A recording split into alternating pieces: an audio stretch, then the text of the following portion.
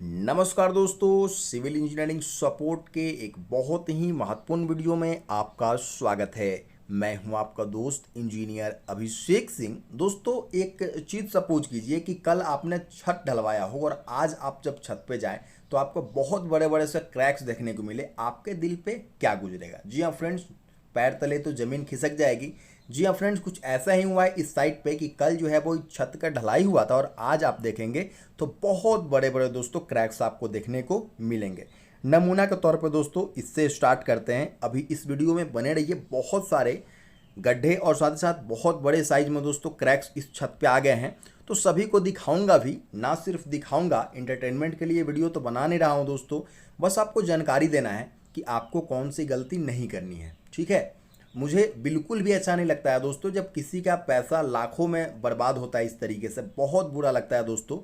तो आप कुछ गलती ना कीजिएगा। 7 से 8 पॉइंट दोस्तों इस वीडियो में कवर करने वाला हूं। मुश्किल से 5 से 6 मिनट मुझे दे दीजिए, पूरी जानकारी आपको एक ही वीडियो में दोस्तों ला करके दे दूंगा, ताकि छत ढलाने से कोई भी दिक्कत या फिर दोस्तों छत ढलवाने के बाद में किसी प्रकार की कोई दिक्कत आपको फ्यूचर में नहीं आएगी। दिक्कत कहाँ कहाँ आता है ये जान लीजिए, उसके बाद दोस्तों उसका कारण और साथ ही साथ बचाव भी बताऊंगा। सबसे पहला जो दिक्कत है वो स्टेजिंग को लेकर के होता है। बहुत से लोग स्टेजिंग नहीं समझ पाते होंगे। तो जो दोस्तों शटरिंग करते हैं ना, छत ढालने के लिए जो शटरिंग तैयार होता है, अगर नीचे का मिट्टी दोस्तों लूज है, ठीक है, और आपका जो शटरिंग में लगा हुआ बांस बल्ला है वो दोस्तों धीरे से नीचे की तरफ दब जाता है। तो कि चूंकि दोस्तों शटरिंग के बाद में आप देखेंगे तो लोहे का वजन रहता है, उसके बाद दोस्तों कंक्रीट का वजन रहता है। दोनों वजन मिला करके दोस्तों काफ़ी अच्छा खासा वजन होता है, और उससे क्या होता है कि हमारा जो नीचे का जो बांस बल्ला है वो अपने जगह से खिसकता है, या फिर बांस को अच्छे तरीके से फिक्स ना किया जाए तो शटरिंग के लास्ट जो स्टेज होता है दोस्तों वही होता है कि आपको बांस बल्ला को चेक करना है कि कहीं इसमें गैप तो नहीं रह गया है, कहीं बांस बल्ला हिल तो नहीं रहा है, ताकि हमें शटरिंग में किसी प्रकार की कोई दिक्कत ना हो। शटरिंग में पहला गलती ये करते हैं। दूसरा चीज़ दोस्तों टेम्परेचर को लेकर के है। जब भी आप ढलाई करवाएं तो कोशिश करें कि जो आपके वातावरण का जो टेम्परेचर है, आसपास का जो टेम्परेचर है दोस्तों, वो कम से कम 10 डिग्री सेल्सियस होना चाहिए। 10 से कम बिल्कुल नहीं होना चाहिए, जिससे कि जाड़े के मौसम में 10 से कम कहीं कहीं चल जाता है, तो उस समय हमें कास्टिंग करवाने से थोड़ा बचना चाहिए। ठीक है, और अधिक अधिक अगर देखा जाए दोस्तों तो 35 डिग्री 36 डिग्री सेल्सियस जो है वो चलता है। उससे ऊपर अगर टेम्परेचर जा रहा है तो उसके लिए कुछ आपको जो है वो प्रिकॉशंस लेने पड़ेंगे। अब प्रिकॉशंस में क्या आएगा दोस्तों वो आप देख लीजिए। जैसे कि आपके यहाँ मान लीजिए कि 40-42 डिग्री का जो है वो तापमान चल रहा है, तो आप 40-45 डिग्री अब दिन में नहीं रहता है दोस्तों, ठीक है, दिन भर तो रहता नहीं है। जैसे कि आप सुबह में कास्टिंग करवा लीजिएगा तो सुबह में क्या होता है दोस्तों कि बहुत ज़्यादा जो है वो, अगर आपका एरिया बड़ा है तो सुबह में आप उसको ख़त्म नहीं कर सकते हैं। ठीक है, कास्टिंग के तुरंत बाद दोस्तों टेम्परेचर बढ़ जाएगा तो वो आपके लिए हानिकारक है। तो क्या करें कि आप दोस्तों शाम में कास्टिंग स्टार्ट करवा सकते हैं। शाम में बल्ब वगैरह का इंतजाम कर ले, हाइलोजन वगैरह का इंतजाम कर ले, क्योंकि शाम से दोस्तों धीरे धीरे जो है वो टेम्परेचर ढलता जाएगा। ठीक है, धीरे धीरे नीचे की तरफ टेम्परेचर जाएगा, और एक बार टेम्परेचर ढलना दिन में दोस्तों स्टार्ट हो जाता है दोपहर के बाद में, तो फिर वो चढ़ता नहीं है। ठीक है, तो इस चीज़ का आपको ध्यान रखना है।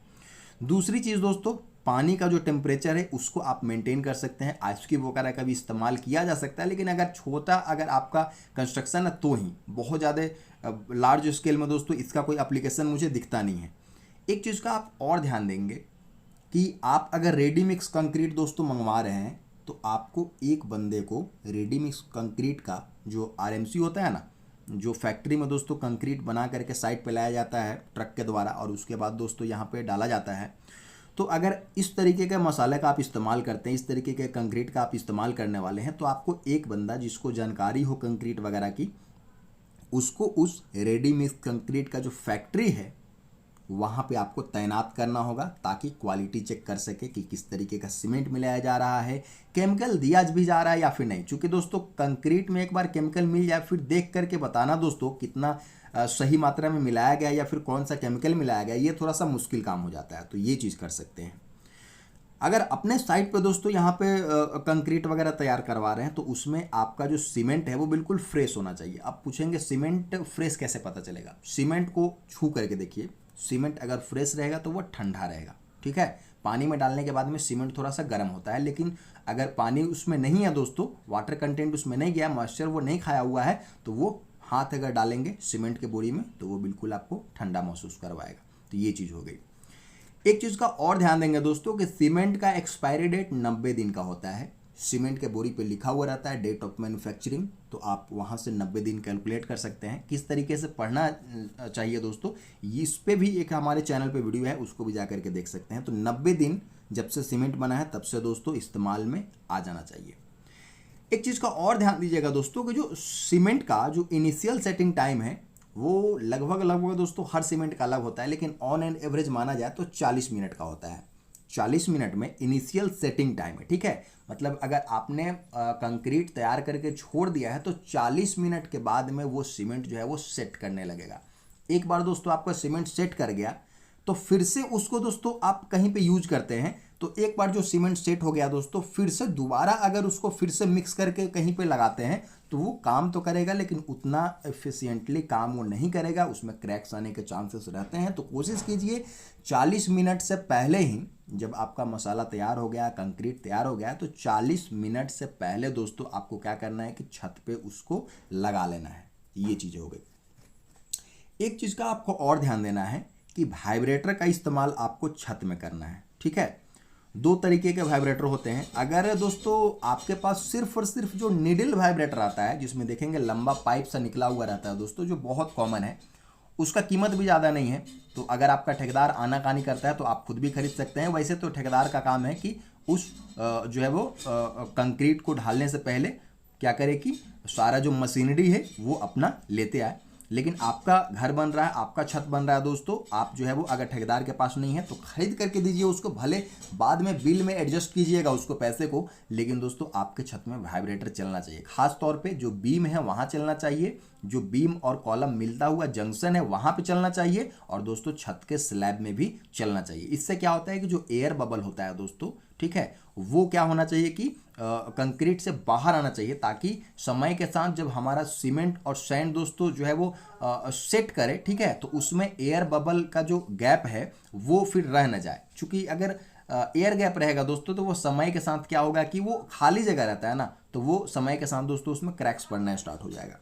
एक चीज़ का आपको और ध्यान देना है, जो सीमेंट और वाटर का रेशियो है, जैसे कि मिस्त्री का एक फेवरेट फार्मूला होता है, वो मेहनत कम करना चाहते हैं या फिर अगर वाइब्रेटर इस्तेमाल नहीं किया जाता है, वहाँ पे दोस्तों ये चीज़ देखा जाता है कि सीमेंट और जो वाटर का रेशियो है दोस्तों, जो कंक्रीट में जो पानी का मात्रा है उसको बढ़ा देते हैं। वो लोग बढ़ाते क्यों हैं, समझने में बहुत आसान है दोस्तों, ताकि जो है वो सीमेंट का जो कंक्रीट है उसको फैलाना ना पड़े, मिस्त्री को लोड कम पड़े, इसलिए दोस्तों पानी बहुत ज़्यादा पतला करके कंक्रीट में डाल देते हैं। तो ये चीज़ें दिक्कत होती है, क्योंकि आपका जो पानी का जो जगह है दोस्तों, आपने ठोस कर दिया उसको, ठीक है, एकदम लेवल में लेकर के उसको कंक्रीटिंग कर दिया गया, ढलाई कर दिया गया, लेकिन दोस्तों पानी क्या है, आज पानी है कल तो वो सूखेगा ही, तो वो पानी का जो खाली जगह बच जाएगा ना, तो ये चीज़ जो है तो नीचे की तरफ धंसेगा और उसमें क्रैक्स आने के चांसेस बहुत ज़्यादा बढ़ जाते हैं।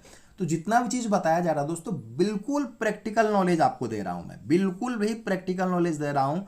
एक भी चीज़ दोस्तों मिस कीजिएगा तो आपको चांसेस है कि ये दिक्कत आ सकती है, ठीक है। तो लाखों रुपए खर्च करके दोस्तों इस तरीके का मूर्ख बनने से अच्छा है कि पहले ही सतर्क रहा जाए। एक चीज़ और बताते चलूँ दोस्तों, जो हमारे मिस्त्री होते हैं, जो ठेकेदार होते हैं, उनको हमेशा बोलिए कि जिस तरह से मैंने बताया वाइब्रेटर इस्तेमाल करने के लिए, ठीक है, चाहे वो छत हो, चाहे वो कॉलम हो, चाहे वो बीम हो, कहीं भी वाइब्रेटर का इस्तेमाल सही से करेंगे। एक चीज़ का और आपको ध्यान देना होता है कि जो दोस्तों कंक्रीट तैयार करते हैं तो उसमें एक स्किल आदमी की आवश्यकता पड़ती है। ऐसा नहीं कि नए लेबर को अगर दोस्तों मसाला बनाने में जो आपका मशीन होता है, मिक्सचर मशीन होता है, वहाँ पे आपका एक अपना ऐसा बंदा होना चाहिए दोस्तों जिसको कंक्रीट की हल्की फुल्की जानकारी हो, जिससे वो पता कर पाए कि जो हमारा कंक्रीट का जो मिक्सिंग रेशियो है, ठीक है, वो कितना चल रहा है। आमतौर पे M20 ग्रेड से दोस्तों छत की ढलाई होती है, जिसमें कि 1 बोरी अगर सीमेंट का इस्तेमाल हो रहा है तो आपको दोस्तों 1.5 बोरी जो है वो बालू देना है और 3 बोरी दोस्तों आपको गिट्टी मिलाना है, ठीक है। ये चीज़ हो गई। पानी के बारे में मैंने आपको बता ही दिया है। अब एक चीज़ आता है केमिकल कितना मिलाया जाए। दोस्तों केमिकल के लिए मैं एक चीज़ बोलना चाहूँगा आपको केमिकल जो भी दोस्तों केमिकल आप लेते हैं, ठीक है, मार्केट में बहुत सारे केमिकल उपलब्ध है, मैं किसी का नाम तो इसमें नहीं लेना चाहता हूँ। तो जो भी केमिकल दोस्तों आप इस्तेमाल करते हैं, तो उसके पैकेट पे या फिर डब्बे पे दोस्तों लिखा हुआ रहता है कि आखिरकार कितने सीमेंट में कितना जो है वो केमिकल इस्तेमाल करना है।